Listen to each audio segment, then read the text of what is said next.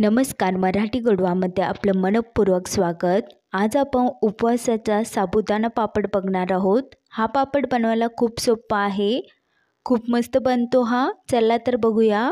साबुदाणा पापड बनवण्यासाठी इथे 250 ग्रॅम साबुदाणा घेतला आहे। वाटीने जर मोजून घेतला तर 2 वाटी। साबुदाण्याला स्वच्छ 2 ते 3 पाण्याने धुवून घेतला आहे। आता याला पाणी टाकून भिजवूया। साबुदाण्याच्या वर पाणी राहील इतकं पाणी टाकायचं आहे। याला आपण 4 ते 5 तास भिजवणार आहोत। झाकण ठेवलं आहे।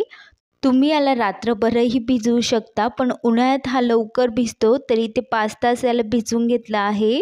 तुम्ही बघू शकता साबुदाणा चांगला भिजला आहे।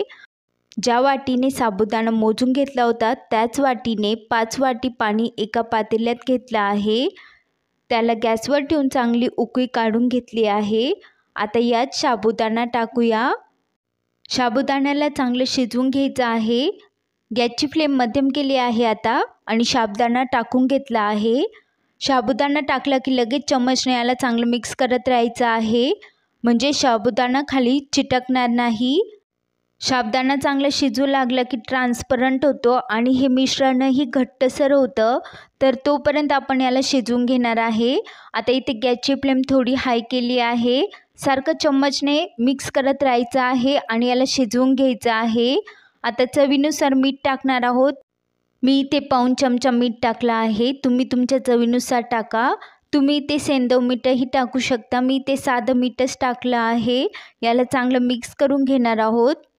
7 ते 8 मिनटं शिजवल्यानंतर तुम्ही बघू शकता साबुदाणा असा ट्रान्सपरंट झाला आहे आणि मिश्रणही घट्ट झालं आहे। आता पळीने याचे पापड टाकून घेऊया। मिश्रण जेव्हा गरम असतं तेव्हाच लगेच आपल्याला झटपट पापड टाकायचे आहे, नाहीतर हे मिश्रण नंतर घट्टसर पडतं।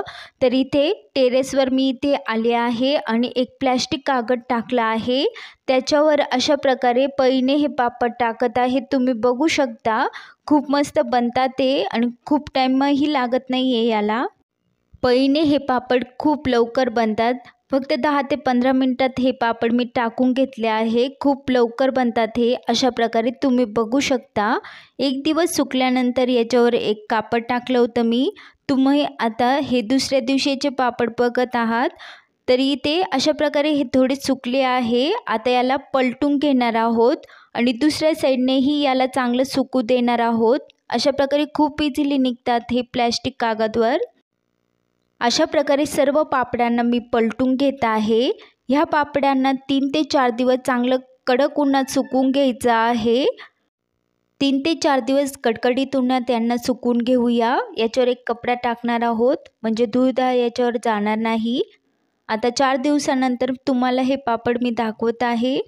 तुम्ही बघू शकता हे खूप ट्रान्सपरंट बनले आहे। हे पापड बनवायला खूप सोपे आहे, पण तेवढेच चविष्टही लागतात आणि बनवण्यासाठी आपल्याला जास्त मेहनतही नाही लागत। एक माणूस खूप इझिली 1 किलोचेही हे पापड बनवू शकतो। साबुदाणा पापडांना तळून बघूया। तर एका कढईमध्ये तेलाला गरम होण्यासाठी ठेवलं आहे। तेल आता चांगलं गरम झालं आहे, त्यामध्ये हे पापड टाकणार आहोत। आता साबुदाणा पापड तेलामध्ये टाकलं आहे, याला चांगलं तळून घेऊया। तेल गरम झालं की गॅसची फ्लेम मध्यम करायची आहे आणि पापडांना दोन्ही बाजूने चांगलं तळून घ्यायचं आहे। तुम्ही बघू शकता हे खूप मस्त फुललं आहे। तुम्ही बघू शकता याचा कलर खूप मस्त व्हाईट आला आहे। अशाच प्रकारे इतर पापडही तळून घेऊया।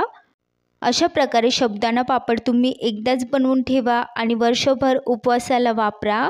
खूप मस्त बनतात हे, तुम्हीही नक्की ट्राय करा। तुम्हाला साबुदाणा पापडची रेसिपी आवडली असेल तर तुम्हीही ह्या उन्हाळ्यात याला नक्की ट्राय करा। तुम्हाला हा व्हिडिओ आवडला असेल तर लाईक, शेअर, कमेंट करा आणि प्लीज मराठी गोडवा चॅनलला सबस्क्राईब करा। व्हिडिओ बघितल्याबद्दल धन्यवाद।